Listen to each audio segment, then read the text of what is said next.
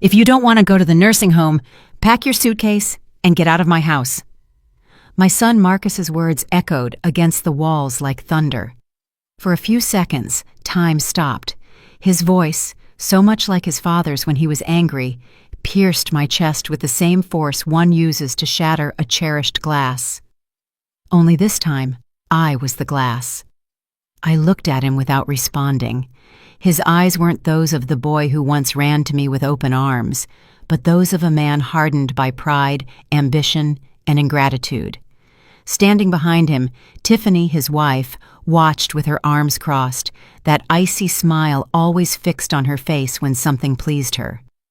"Come on, Marcus," she said. "Don't make this more difficult. Your mother will understand. She can't live alone anymore."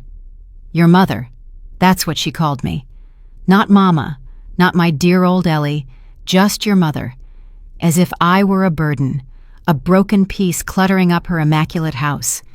I stayed silent, not out of fear or resignation, but because I knew speaking would be useless. I had spent too many years screaming in silence, begging for love with my eyes, hoping for gratitude in a home that was no longer mine. So I took a deep breath, forced a smile, and said calmly, "All right, son, if that's what you want, I'll leave." Tiffany let out a sigh of relief, as if she had just been freed from an uncomfortable obligation. Marcus lowered his gaze, perhaps ashamed, maybe relieved too. I'll never know. I slowly climbed the stairs with a soul heavier than the suitcase I hadn't yet begun to fill. Every step was a memory, the small footprint Marcus left when he was learning to climb, the railing that David, my late husband, had varnished with his own hands, the smell of aged wood and the past. All of it belonged to me, but none of it remained mine. I entered my room and looked around. The mirror reflected a woman with silver hair, deep wrinkles, and a look more exhausted than sad. On the dresser, David's portrait remained in its spot. I picked it up gently, wiped the dust with the edge of my blouse, and murmured, "See what we accomplished, David? A son with his own house, a wife, money, and an empty heart."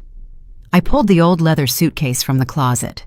It wasn't large, but it was enough for what was left of my life. I folded each garment with an almost ritual calm. A white blouse, 2 skirts, the shawl my mother had knitted before she passed, and a pair of worn but clean shoes. At the bottom, I placed a small wooden box holding my costume jewelry and the letters David wrote to me when we were young. On top of everything, I put a photo album, the only witness to the years that were fading like autumn leaves. As I closed the suitcase, I heard Marcus and Tiffany laughing in the living room. They were planning a dinner party for that night. Apparently, I was an inconvenience who had to disappear before the guests arrived. I swallowed hard, feeling a knot in my throat. But I didn't cry. Not anymore. The tears had dried up the day I understood that children don't always love as mothers hope. An hour later, I walked downstairs with the suitcase in my hand. Silence filled the house. Marcus stood by the front door, avoiding my eyes. Tiffany, however, wore that expression mixing fake compassion and satisfaction. "Do you have everything, Mom?" Marcus finally asked. I nodded. "Yes, son. Everything I need." "The car will take you to the facility. I already spoke with the administrator. It's a nice place. You'll like it." The facility. Another nice word to disguise abandonment. I watched him in silence, recording every feature of his face, every line of his expression. I didn't want to remember him like this, but the heart doesn't choose what it keeps. When I opened the door to leave, a sound interrupted the tension. The engine of a powerful vehicle stopped right outside the house. Marcus frowned. "What is that?" We walked toward the window. A black town car, gleaming under the afternoon sun, was parked at the curb. The chauffeur, in a dark suit and gloves, stepped out and walked toward me. "Mrs. Eleanor Johnson?" he asked respectfully. "Yes, that's me." "I've come to pick you up. Mr. Elijah Sterling asked me to escort you." The color drained from my son's face. "Elijah Sterling?" he repeated incredulously. "Yes, sir," the chauffeur replied. "He said the madam would know what it's about." I smiled softly. I remembered that name. A man from my past who had marked my youth with tenderness and promises I couldn't fulfill. Fate, capricious as always, brought him back just when life was trying to erase me. Marcus looked confused. Tiffany's mouth was open. "What is going on, Mom?" I picked up my suitcase, took a deep breath, and replied, "Nothing, son. It's just that the assisted living facility waiting for me is much bigger than you imagined." The chauffeur opened the limousine door. Before stepping inside, I turned to Marcus. "Take care of this house. One day you'll understand what you lost." I crossed the threshold without looking back. The sun hit my face, and the wind moved my silver hair. For the first time in many years, I didn't feel old. I felt free. The car door closed, and the engine started with a soft roar. As we pulled away, I saw my son in the rearview mirror, paralyzed on the sidewalk, watching his mother disappear inside a limousine he never could have imagined. I smiled calmly. Fate had just taken its first step. The limousine moved slowly down the road, leaving behind the neighborhood where I had lived for the last 3 decades of my life. I stared out the window without blinking, watching the trees blur and the small houses grow more distant, like memories fading into the distance. The silence inside the car was so deep, I could hear the beat of my own heart. The chauffeur, a man with gray hair and impeccable manners, watched me in the rearview mirror. "Mr. Sterling asked me to take you directly to his residence," he said kindly. "He's very eager to see you." I nodded without saying a word. My throat was tight, as if years of unshed words were stuck there. Elijah Sterling. It had been more than 40 years since I'd heard that name. I loved him when I was 22, a time when life still seemed generous and love was a certainty. But poverty, responsibilities, and irreversible decisions pulled him away from me. I never heard from him again, though sometimes on sleepless nights, his memory visited me with the softness of an old perfume. The car stopped in front of a wrought iron gate. On the other side, a property stretched out, seemingly from another world. Wide gardens, a stone path, a magnificent white house with enormous windows that reflected the sky. The chauffeur got out, opened the door, and offered me his hand. As I stepped onto the ground, I felt I was crossing not just an entrance, but a destiny. A man was waiting at the door. Seeing him, my heart leaped. His hair was completely white, his face etched with wrinkles, but his eyes, those same warm, steady eyes that once promised me the world. "Ellie," he whispered, a sound that pierced my soul. I couldn't move. I just looked at him, trying to recognize, through the shadows of time, the young man who once gave me a flower at the community fair and told me my smile was the most beautiful thing he had ever seen. "Eli," I finally replied. We stood looking at each other for a few seconds, as if the past weighed heavily on us, yet without regret. He took a step toward me and hugged me. Not a hug of passion, but one of recognition, the kind that says, "Finally." "I searched for you for years," he said, his voice trembling. "Why, Eli?" I asked softly. "Time already took care of keeping us apart." "Because there are things time doesn't erase. I heard what happened with your son. I saw the whole thing on the country club newsfeed. A neighbor of mine mentioned it, and when I heard your name, I felt fate knocking on my door again." I lowered my gaze, ashamed, not for having been thrown out, but for the pain of knowing someone else had witnessed my humiliation. He took my hand. "You have nothing to be ashamed of, Ellie. The ones who did that to you should be ashamed." His words were so simple and so necessary that I had to look away so he wouldn't see my tears. It had been years since anyone had spoken to me with such tenderness. I had forgotten what it felt like. We went inside the house. The interior was elegant, but warm. Soft rugs, the scent of fresh flowers, antique paintings. Nothing ostentatious. Everything was balanced, as if wealth were not a display, but a refuge. A young staff member greeted us with tea and freshly baked bread. Eli motioned for me to sit in front of the fireplace. "This house is too big for one man. he said with a melancholy smile. Loneliness sometimes makes more noise than the wind. I know that too, I replied. He sat across from me and watched me tenderly. You know, you haven't changed as much as you think. You have, I joked. Now you look like a preacher. He laughed, and his laugh was the same as before, illuminating everything around us. For a moment I felt young again. We spent hours talking. He told me he was widowed more than 10 years ago, that he had no children, and that he dedicated his life to building a company that his partners now managed. But money, Ellie, he said with a sigh, doesn't buy peaceful nights, or the memories you wish you could relive. I told him my story in a low voice, but without hiding anything. David's illness, the years of sacrifice, the effort to raise Marcus alone, the work, the absences, and finally, the betrayal. Eli listened without interrupting, his gaze fixed, with a compassion that held no pity. When I finished, he remained silent for a few seconds. You were too good, he finally said, but you forgot about yourself. That's what mothers do, I replied. We erase ourselves so others can exist.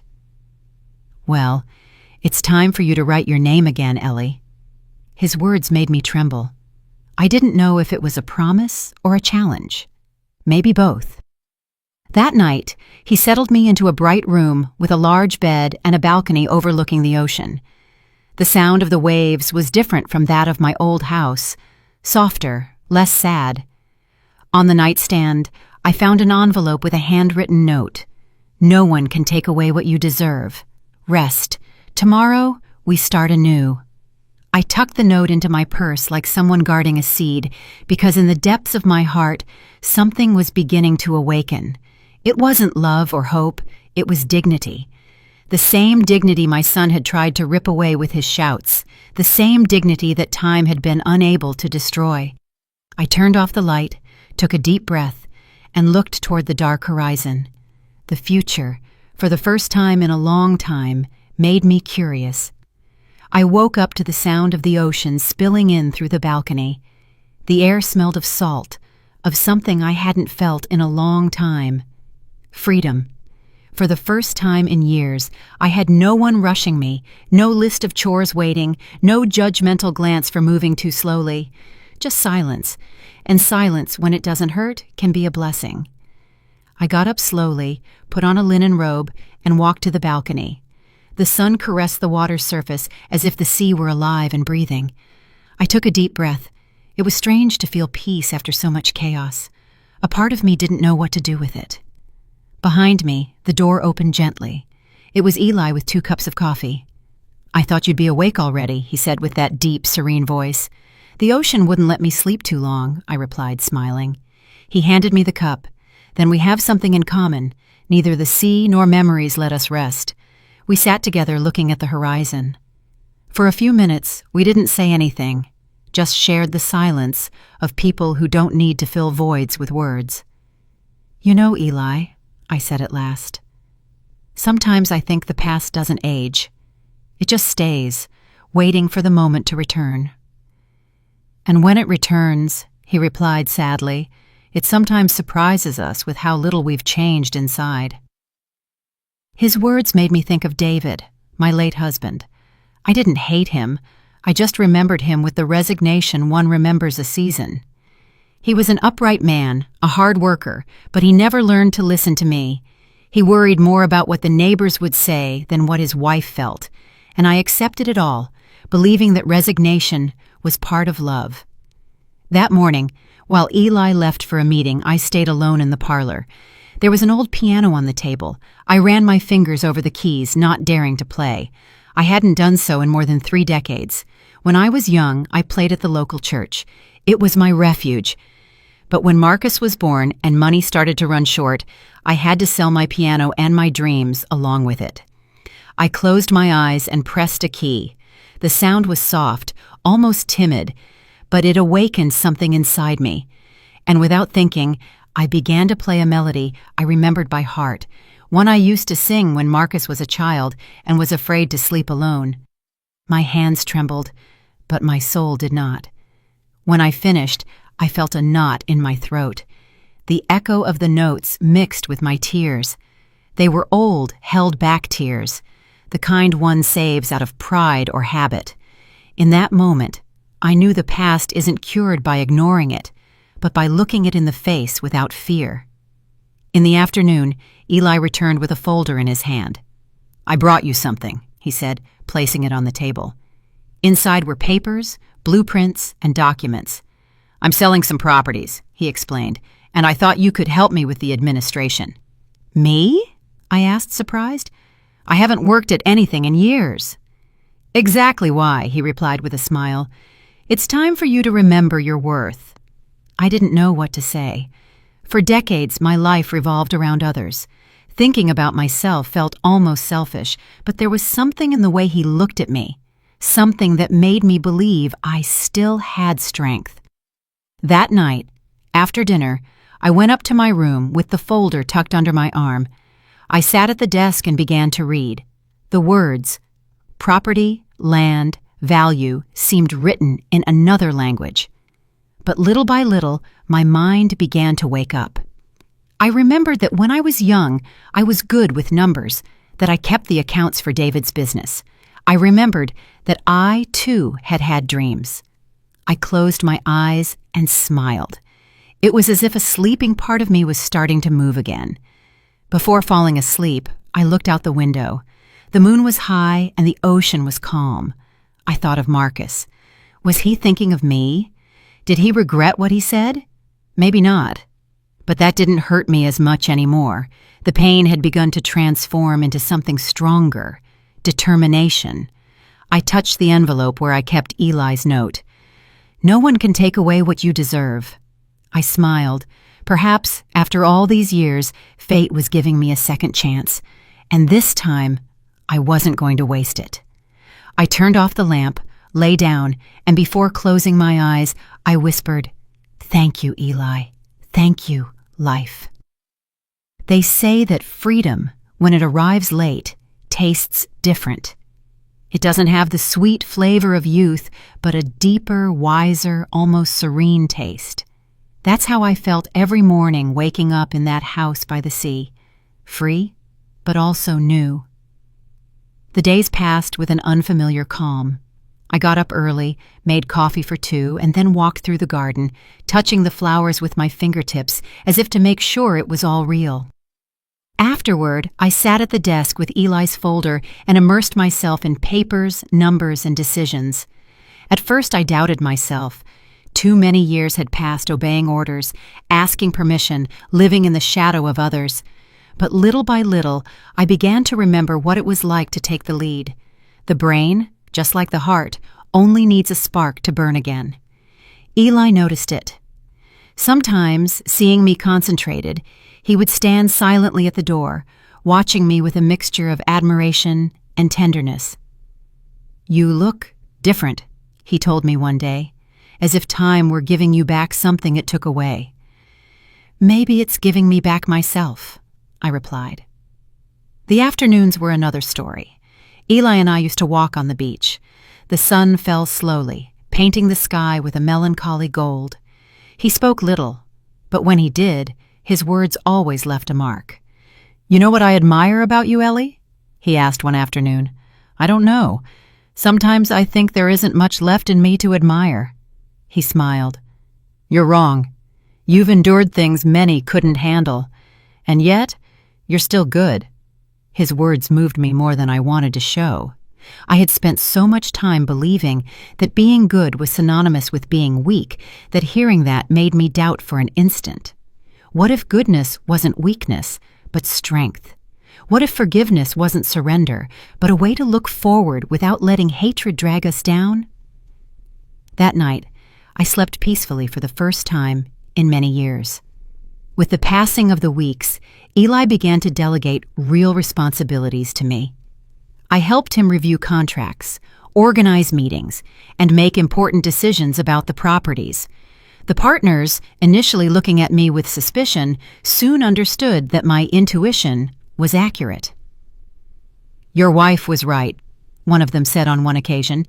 "Women see things we don't." Eli smiled. She wasn't my wife. She's something much more important, the person who taught me how to start over. That day, I realized something. Eli wasn't just offering me work or refuge. He was offering me respect. And after so much time living without it, that gesture was worth more than any inheritance. One morning, while reviewing the bank statements, I found something that caught my attention. A property in the registry with a familiar last name, Johnson. My name. It was my house, the house Marcus wanted to sell. It had been mortgaged for a debt I didn't know existed. My heart skipped a beat. I reread the documents again and again. My son had mortgaged my home and forged my signature months before kicking me out. I closed my eyes. I no longer felt rage, but a cold, clear calm. Justice sometimes comes in the form of opportunity, and this one had just knocked on my door. I took the papers to Eli. He reviewed them carefully without saying a word. "What do you plan to do?" he finally asked. "I don't know yet," I replied, "but this time I'm not going to keep quiet." He nodded slowly, like someone approving a decision he had been waiting to hear. "Then count on me. I won't stop you." That night, in front of the mirror, I looked at myself differently. My face was still full of wrinkles, yes, but my eyes had a different light. I no longer saw a fragile or broken woman, but someone who had learned to survive, someone who was about to claim what was hers, not out of revenge, but out of justice. I took an old notebook from the drawer and began to write. Each line was a part of my story. The humiliations, the sacrifices, the lonely nights, the day they threw me out, the moment I got into the limousine. I wrote it all down, and when I finished, I added a phrase at the end. "One day, the son who threw me out of the house will learn what it means to be homeless." I closed the notebook and turned off the lamp. The wind came through the window, bringing the smell of the sea and destiny. I knew the time to return would soon come, not as the exiled mother, but as the woman who comes back to claim her place. The day my son knocked on my door, the sky was covered with gray clouds, as if the universe itself knew something uncomfortable was about to happen. I was in the parlor reviewing documents when I heard the knocks at the entrance. 3 loud, impatient knocks, identical to the ones he used to give when he was a boy returning from school, hungry. When I opened the door, I saw him standing there, his head bowed, his gaze tired. He wore a wrinkled suit, his hands trembling, and an air of defeat I had never seen on him. For an instant, my heart clenched. I wanted to hug him, but I remembered the words that kicked me out of his house, the tears I held back while folding my clothes. So I took a deep breath and said serenely, "Marcus, what a surprise." He looked up, and seeing me, his expression changed immediately. He froze. I don't think he ever imagined finding me like this, standing tall, elegantly dressed, with the security in my eyes that he lacked in his. "Mom," he muttered, "I didn't expect that you wouldn't be gone." I interrupted calmly. "Don't worry, son. Life hasn't finished with me yet." He was speechless. It was clear that he hadn't come to visit me out of love. Something was forcing him, something more powerful than remorse, and I, though my mother's heart recognized everything, chose to listen first. "Can we talk?" he finally asked. "Of course, but this time, in my house." I invited him in. His eyes darted around the place with a mixture of surprise and envy. The fine furniture, the smell of fresh coffee, the antique paintings, the impeccable silence. That space had nothing to do with the small house where he had yelled at me. We sat across from each other. For the first time in a long time, the power was on my side. "Mom," he began, "I know I have no right to ask you for anything, but I'm going through a difficult time." "Oh, really?" I asked softly. "And when in your life were you not, son? You've always been an expert at turning your decisions into my faults." He bowed his head. The silence between us was so heavy, you could hear the ticking of the clock in the dining room. "I lost my job," he continued. "Well, Tiffany left, and I'm complicated with some debts." "Complicated," he said. That elegant word hid the truth I had already discovered. The mortgage, the forgery, the betrayal. "And what do you expect from me, Marcus?" I asked firmly. "I thought that maybe you could help me even for a while." "Help you?" I repeated, savoring the irony. "Like you helped me when you threw me onto the street?" He didn't respond. His eyes welled up. For a second, I thought his remorse was real, but the heart, once wounded, learns to recognize falsehood. "Mom," he said at last, in an almost pleading voice, "I made mistakes, but I'm still your son." "And I'm still your mother," I replied calmly. "The difference is, I've learned not to allow anyone to disrespect me, even if they share my blood." He stood up abruptly. "Then you're going to deny me your help? After everything I did for you?" I smiled. "For me? Do you want us to make a list, Marcus? Because if we're talking about sacrifices, mine begins the day you were born." His silence was my victory. At that moment, Eli entered the parlor. He wore a gray suit and carried a folder in his hand. "Excuse the interruption," he said politely, "but I need to review some partnership documents with Ellie." Marcus looked at him with wide eyes. "Partnership?" "That's right," Eli responded calmly. "Your mother and I are partners in several projects." My son's face contracted.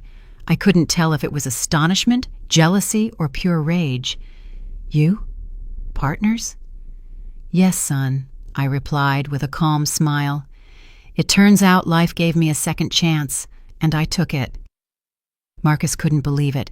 His lips moved, but no words came out. And in that instant, I realized his pride was broken.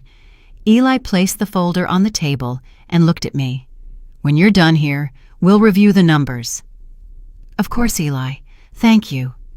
When he left, Marcus looked at me with a mixture of anger and confusion. "What is all this, Mom? Why didn't you tell me anything?" "Because you didn't need to know. You turned your back on me. I didn't need your approval to get back on my feet." He clenched his fists. "This isn't going to end here." "No, of course not," I replied. "This time, things are going to end as they should." I stood up and walked toward the door. "You can go, Marcus. I have nothing to offer you except advice. Never humiliate someone who knows how to wait." He opened his mouth to reply, but didn't. He left without saying a word. When the door closed behind him, silence filled everything again. But this time, it wasn't a sad silence. It was the silence of justice beginning to take shape. I looked out the window. In the distance, the sea continued its course, unyielding, serene, eternal, and I knew fate still had scores to settle. When I decided to invite them for dinner, I didn't do it out of nostalgia or reconciliation. I did it for justice. After all, some wounds only close when you look them in the eye. Eli hesitated at first. "Are you sure you want this, Ellie?" he asked worriedly. "You don't have to face them if you don't want to." "I don't want to face them," I replied. "I want them to look at me and see what they tried to destroy and what they couldn't."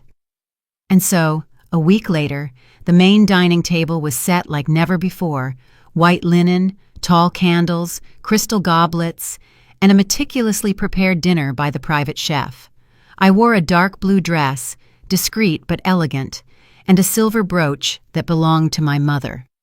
That night, more than a hostess, I felt like a queen receiving two vassals who didn't yet know their power was over. At 8 o'clock sharp, the doorbell rang. The butler opened the door and announced in a neutral voice, "Mr. Marcus Johnson and Mrs. Tiffany."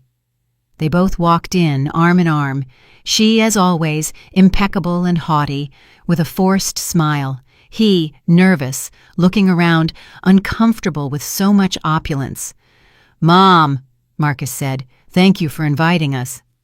"Don't thank me," I replied softly. "Families should see each other once in a while, if only to remember where they came from." We sat down. Eli was beside me, calm, with that impenetrable look he used when something important was about to happen. The atmosphere was tense, though appearances concealed it well. Tiffany feigned interest in everything around her, the lamps, the china, the paintings. "What a beautiful home," she said admiringly. It must be a relief for you to have someone taking care of you, Mrs. Johnson. Her smile was as sharp as a knife. I don't need anyone to take care of me, Tiffany, I countered. I just needed someone to remind me who I was. She laughed, but her laugh sounded hollow. Eli intervened calmly. Ellie doesn't need care. In fact, she helps me with everything. We're partners, you know. Silence fell like a stone in water. Tiffany blinked in surprise. Partners? That's right, I replied, looking directly into her eyes.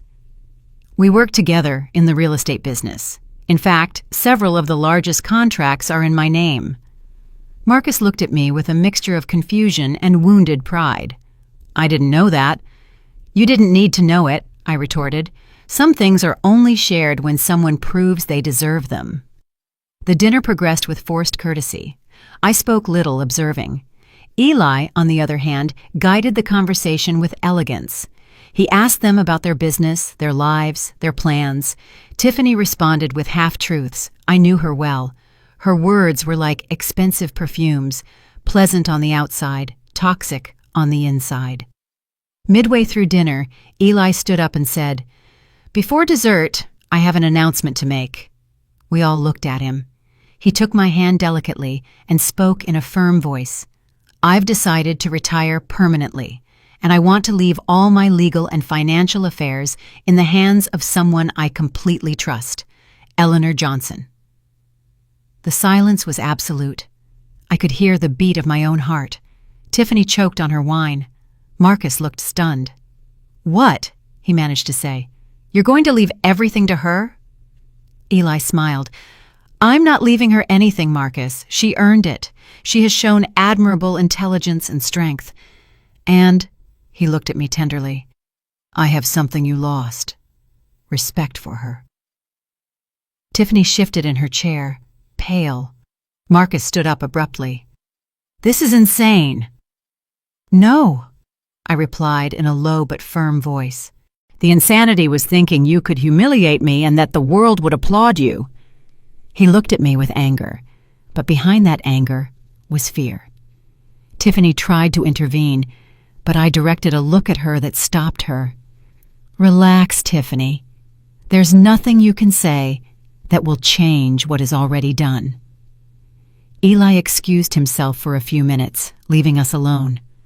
Marcus leaned his hands on the table. Why are you doing this, Mom? To humiliate me? No, son. To teach you. To teach me what?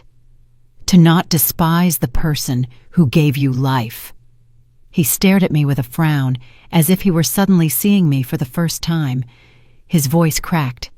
I just wanted to make my own life. And you did, I replied, at the cost of destroying mine. But I don't blame you. I forgive you. His eyes filled with tears. For a moment, he looked like the boy who once asked me for help with his homework, but it was too late. The damage was done, and the lesson had been learned. Tiffany stood up, offended. We don't need this, Marcus. Let's go. Yes, I said, smiling. Go, but remember something. This house doesn't belong to me or Eli. It is the reflection of what a woman can build when she stops waiting to be respected and starts respecting herself. They left without saying goodbye. The doors of the parlor closed behind them with a muffled sound that signaled the end of a cycle. That night, Eli returned to the dining room and found me sitting in front of the extinguished candles. Are you all right? He asked. Yes, I replied. For the first time in a long time, yes. He looked at me with that calm smile that characterized him. Ellie, you did something greater than take revenge today. You showed them what dignity is. I nodded. I hadn't done it for money or power. I had done it for me. For the woman who was once thrown out with a suitcase and who now dined in her own kingdom. 3 weeks passed since that dinner. Life in the mansion was calm, marked by Eli's occasional laughter and the distant sound of the ocean. On the surface, everything seemed peaceful, but inside me, there was a clear, inevitable feeling. Something was coming, and I was not wrong. One afternoon, as the wind rustled the curtains of the study, I heard the butler's voice. "Mrs. Johnson," he said, "your son and Mrs. Tiffany wish to speak with you." I took a deep breath. I wasn't surprised. I knew they would return. Those who hurt you almost always come back, not to ask for forgiveness, but to reclaim what they believe they can still possess. "Tell them to come in," I replied calmly. Marcus walked in first. He had deep circles under his eyes, an unshaved beard, and the look of someone who has hit rock bottom. Tiffany, on the other hand, was still immaculate, although her elegance no longer shone. She looked like a dull mirror. "Mom," he began, his voice trembling, "I need to talk to you." "Go ahead," I said without getting up from the armchair. "I don't know how to start." "Start with the truth," I replied. They looked at each other. Tiffany was the first to break the silence. "We know Eli left you in charge of everything, but we don't think it would be fair that—" She stopped, searching for words. "That we be left out of your plans." I smiled serenely. "Out of my plans? What an interesting choice of words." Marcus pressed his lips together. "Mom, I know I hurt you, but things got out of hand. I had debts, pressures, and I made mistakes." Mistakes? That's what he called forging my signature, mortgaging my house, and throwing me onto the street. Sometimes people destroy your life and then disguise it as carelessness. "Mistakes, you say?" I asked. "Come, I want to show you something." I stood up and led them to the living room. There was a black folder on the table. I opened it slowly and spread out the documents. "You recognize this, don't you?" I asked, showing him the copy of the mortgage with his forged signature. The color left his face. Tiffany took a step back. "Where did you get that?" she asked nervously. "From your hands," I replied. "Or rather, from yours, Marcus." He started to sweat. "Mom, Easy," I interrupted him. "I'm not going to report you. I won't do anything to send you to prison, not because you don't deserve it, but because it would be a waste of time. Your biggest punishment you already have, living while knowing who you are." Tiffany tried to maintain her composure. "This is all a misunderstanding. Marcus didn't mean to hurt you." "And neither did you, I suppose," I replied. "Even though I perfectly remember your laughter when they were throwing me out of my own house." Her eyes filled with fury. "You were a burden." "And you were an unwelcome guest," I retorted. "But look at the irony, Tiffany. Burdens can be lifted, but parasites fall on their own." The silence was absolute. You could only hear the ticking of the clock and the faint whir of the wind seeping through the windows. Marcus covered his face with his hands. "I can't take it anymore, Mom. Everything has fallen apart. Tiffany wants to leave me. Creditors are looking for me. I need help." "Help?" I said, looking straight at him. "No, son. What you need is memory. Memory, yes. To remember that the day you threw me out of the house, you said you never wanted to see me again. And here you are, begging in front of the same woman you despised." Tiffany stood up abruptly. "Enough! You have no right to humiliate us." "I'm not humiliating you, Tiffany," I replied with a calmness that disarmed her. "I'm just holding up the mirror so you can see who you are." At that moment, Eli entered the room. He held another folder in his hand, but his gaze was different, cold, distant. "Ellie, is everything all right?" he asked. "Yes, Eli, just finishing a pending conversation." He nodded and placed the papers on the table. "Perfect, because there's something else they should know." He looked at both of them. "I'm sick," he said firmly. "It's not serious yet, but it's time to put my affairs in order. And so there are no confusions. All my legal inheritance and my business assets will be transferred to Eleanor Johnson's name." Marcus's eyes widened with desperation. "What? That can't be!" "It can be," Eli replied. "She earned my trust, my respect, and something more valuable, my admiration." Tiffany tried to fake a smile.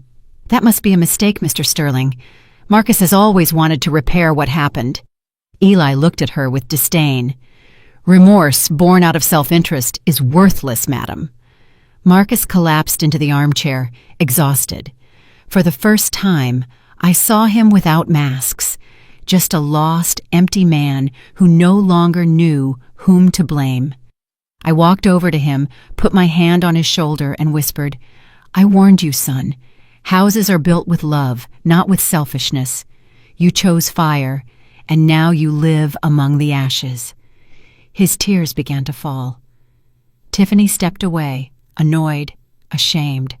"Let's go," she said harshly. Marcus didn't move. He just looked at me with red eyes and murmured, "Forgive me, Mom."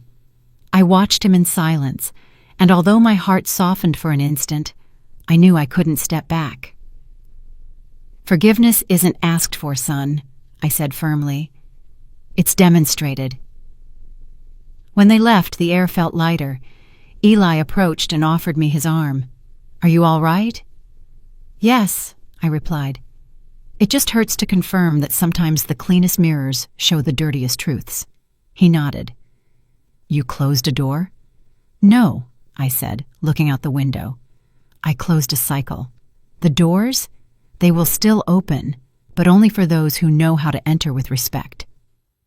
That night, I slept soundly for the first time, without guilt or remorse.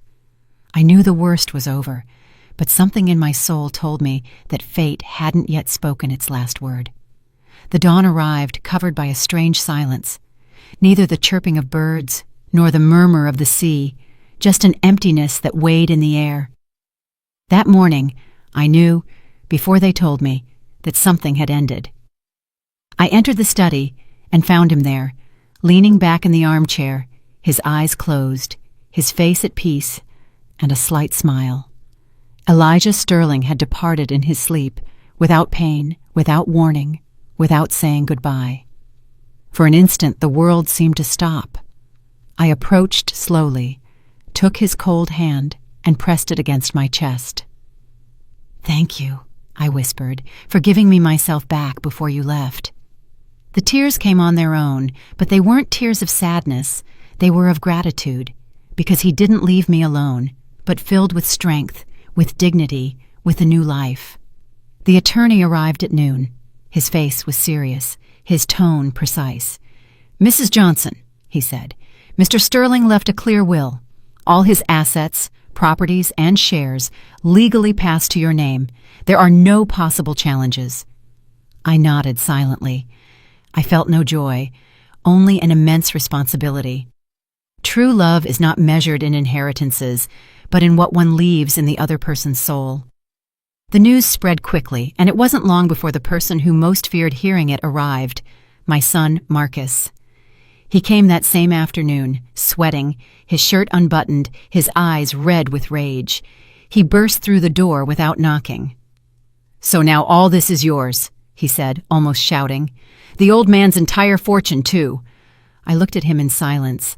Not a word, just my calm, the calm that always drove him crazy. "Answer me, Mom," he insisted, hitting the table. "You don't know how to handle that money. It doesn't belong to you." Then I rose slowly, walked over to stand in front of him, and looking directly into his eyes, I told him in a low but firm voice, "Do you realize what you just said? It doesn't belong to me. That's what you said about my house, my life, my dignity. But look, son, life comes full circle, and now you're in the place where you left me." He took a step back. His lips trembled. "I only wanted the best for everyone," he mumbled. "No, Marcus, you wanted the best for yourself." I walked to the window. The ocean was gray, restless, as if it also remembered. I turned back to him. "Remember when you yelled at me, 'Pack your suitcase and get out of my house'?" I didn't cry over leaving. I cried because I realized I had raised you without teaching you the essential thing, the value of a mother. His eyes filled with tears. "Forgive me, Mom." "I can't forgive you yet," I replied softly, "but I can teach you what it feels like." I stared at him with a calmness that disarmed him. "Pack your suitcase, Marcus." "What? What are you saying?" "Pack your suitcase," I repeated, "and get out of my house." He froze. "Are you kicking me out?" "No, I'm just giving you back the lesson you gave me." The silence was absolute. I could hear the creaking of the wood under his feet. His hands began to shake. "I have nowhere to go." "Neither did I said, walking toward the door, but I left anyway. When he crossed the threshold, he stopped and looked at me with misty eyes. "Does this make you happy, Mom?" "No, son," I replied. "Happiness is not in seeing you fall, but in seeing myself standing." I closed the door slowly. Through the glass, I saw him walking away, dragging a small backpack. He didn't turn around. Neither did I. I went to the parlor and lit a candle for Eli. The flame trembled as if the air had filled with memories. "I did it," I whispered. "What you wanted. To reclaim my place." The butler came in and handed me an envelope. "This was on Mr. Sterling's desk, madam, with your name on it." I opened it. It was a letter. "Ellie, if you are reading this, I am gone. Don't mourn me. Death steals nothing from me. It only changes my location. Guard what you built, but above all, guard yourself, from the forgiveness you give too easily, and from the love you don't know how to deny yourself. Money passes. Dignity remains." Tears blurred my vision. That letter was his last gift, a warning and a blessing. That night, the wind lashed the windows. The sea roared as if it wanted to tear everything down. I sat in front of the fire with the letter on my lap. I thought of Marcus, of Tiffany, of everything I had lived, and I understood that revenge, when it arrives with elegance, does not destroy. It teaches. Eli had left me much more than properties. He had left me my voice, my power, my center. I blew out the candle with a sigh. The fire was extinguished, but inside me, something continued to burn. The certainty that I would never again be the woman someone could throw out of her own house. Several months had passed since Eli's death. Winter had settled on the coast, and the wind brought a cold that hurt the bones but purified the air. The house was quiet, as if it too had learned to live with his absence. My days passed between work, reading, and walks in the garden. I had found something many search for all their lives: peace. Until that afternoon. The sound of the doorbell broke the calm. The butler appeared at the parlor door. "Mrs. Johnson," he said with a contained voice, "there's a woman who insists on seeing you. She won't leave." "Who is it?" "She says her name is Tiffany." The name fell on me like a piece of ice. For an instant, I thought about saying I wasn't home, but then I took a deep breath. The time had come to close the last wound. "Show her in," I said firmly. The door opened, and there she was, Tiffany. She was no longer the arrogant, haughty woman who once looked at me with contempt. Her face was haggard, her makeup poorly applied, her hair neglected. She wore a worn coat and empty eyes, devoid of shine, devoid of arrogance. She was barely a shadow of herself. "Mrs. Johnson," she said in a threat of a voice, "forgive me for coming without calling." "Don't worry," I replied calmly. "Come in." She walked in slowly, looking all around as if she couldn't believe the same woman she had tried to erase from the map now lived in a place like this. We sat across from each other. I was in my usual armchair. She was on the edge of hers, nervous. "I need your help," she began without preamble. "Marcus is missing. He left weeks ago. He had problems with dangerous people. He lost everything, including the house. And she broke off, "I have nowhere to live." The silence became dense. I watched her without saying anything. Every word she spoke was like a piece fitting into the puzzle of fate's justice. She, who had once thrown me out of my house laughing, now asked for a roof. "And what do you expect from me, Tiffany?" I asked serenely. "Just a place to stay, not for long, until I can start over." I looked at her. Her hands were trembling, her lips were chapped, her eyes were pleading. For a moment, I felt compassion, but the memory of her voice on that cursed day, "You'll ruin the pictures with your old medicine smell," came back like a slap. I took a deep breath.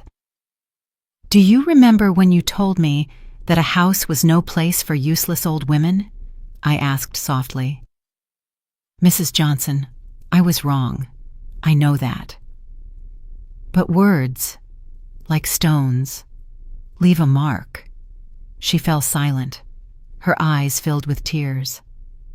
Please, she murmured. I have no one else.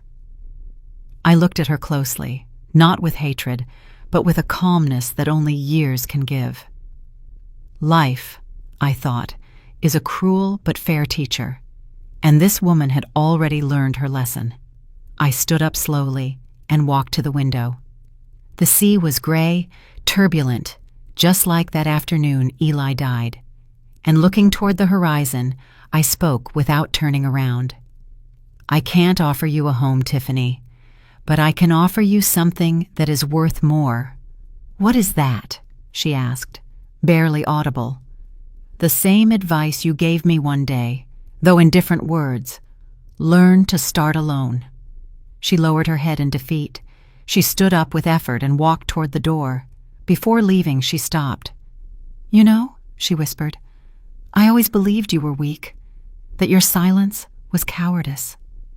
I turned and looked her in the eyes. You were wrong, Tiffany. My silence was patience, and patience always collects its price. She opened the door with trembling hands. The sea wind blew in, cold as a reminder. She looked at me one last time and whispered, I hope one day I can forgive myself. I hope so too, I replied, but forgiveness must also be earned. And then she left without looking back. She disappeared down the stone path with her coat waving in the wind like a surrendered flag. I stood watching the closed door for a long time. I didn't feel joy. I didn't feel sorrow, only a strange sense of relief. It was as if a shadow had lifted from my chest after years of living there. I went to the garden. The waves crashed against the rocks, furious yet beautiful. I thought of Marcus. Where was he? Was he alive? A mother's heart never stops beating for her son, even when it has been wounded. My Lord, I whispered into the wind, keep him safe wherever he is, and if he ever returns, let him come with a clean soul. The wind blew harder, and in that moment, I felt something like an answer. It wasn't comfort, it was closure, because I had understood that justice, when it comes from the heart, doesn't need witnesses. That night, I lit the fireplace. The fire illuminated the walls, and Eli's portrait seemed to smile at me from across the room. I poured myself a glass of wine, sat in front of the fire, and for the first time, I thought neither of the past nor of revenge, only of the silence. A silence that, this time, didn't hurt. It was the sound of peace. Time passed without warning. The days became slower, the sea serene, and winter began to yield to spring. The house was no longer a refuge of sadness, but of calm. I had learned to live alone, without resentment, without fear, without expecting anything from anyone. But one afternoon, as the sun was setting and the sky was turning gold, the butler approached with a pale face.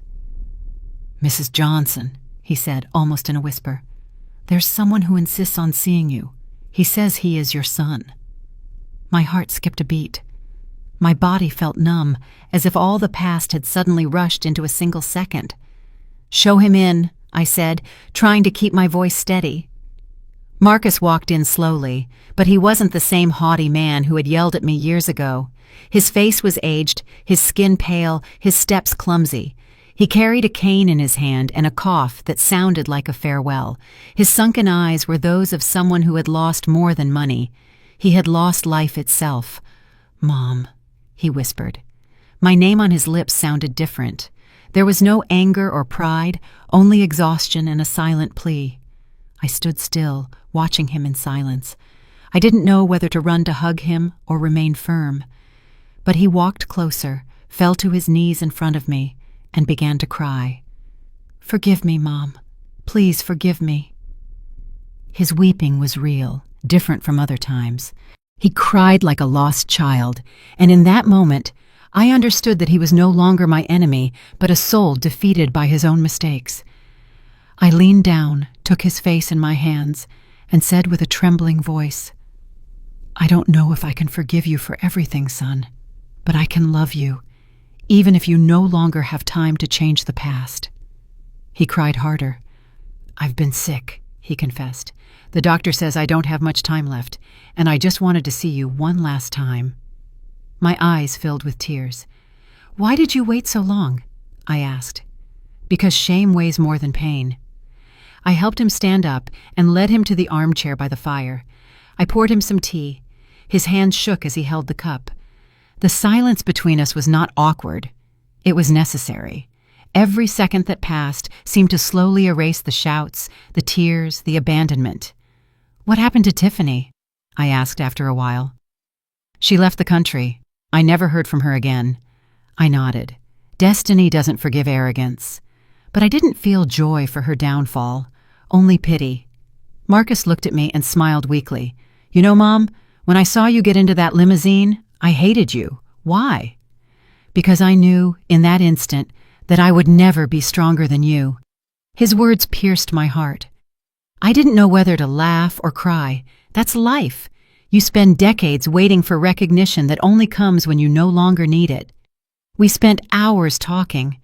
He told me what he lived through after I kicked him out, the sleepless nights, the failed businesses, the alcohol, the loneliness. Each story was a piece of the punishment that life had already imposed on him without my intervention. When he finished, I looked at him steadily and said, "Life took away everything you thought was yours to give you back, the only thing you forgot to take care of. Your soul." He nodded, crying again. "I just want you to know that I regret it, Mom. Not for losing the money, but for losing you." I leaned in and kissed his forehead. "You didn't lose me, Marcus. You just drifted away. But sons always come back, even if it's at the end." That night, he fell asleep in the guest room. I covered him with a blanket and sat by his side for a long time, watching his weak breathing, his serene face. It was as if time had finally caught up with him. Before closing his eyes, he looked at me and murmured, "Thank you, Mom. For nothing, son, for not letting me hate you." When dawn broke, he was no longer breathing. His face was incredibly at peace. I took his hand, and through my tears I whispered, "Now, my son, you can rest." The funeral was simple, without expensive flowers or false speeches, just the sound of the ocean accompanying the farewell. As the casket lowered, I felt something release inside me. It wasn't relief, it was forgiveness. The true kind, the one that doesn't erase the pain, but transforms it into understanding. I returned home at dusk, lit the fireplace, and looked at the fire. I remembered Eli's letter, Marcus's tears, Tiffany's words. Everything fit, everything had a purpose. I poured myself a glass of wine, looked up at Eli's portrait, and murmured, "Everything comes back, my dear friend. Even the love we gave without expecting anything." The sea roared outside, serene, eternal, and I felt its sound embracing me. For the first time, I felt neither victim nor avenger, just woman, just mother, just alive. Today, I know that life is not about what we lose, but what we learn to let go of. Forgiving is not surrendering, it is regaining control of the soul. And although justice comes late, it always comes. Time takes care of putting every heart in its place. I close my eyes, listen to the sea, and smile, because in the end, they didn't throw me out of my house. They pushed me toward my freedom. Did you like my story? And which city are you listening from? Let's meet in the comments. If you liked the story, you can support me by sending a super thanks so I can keep bringing more stories like this. Thank you so much for your sweet support. I'm looking forward to your comments on the story. On the screen, you can see 2 new life stories that I highly recommend. There's so much more on my channel. Don't forget to subscribe. See you in the next life story with love and respect.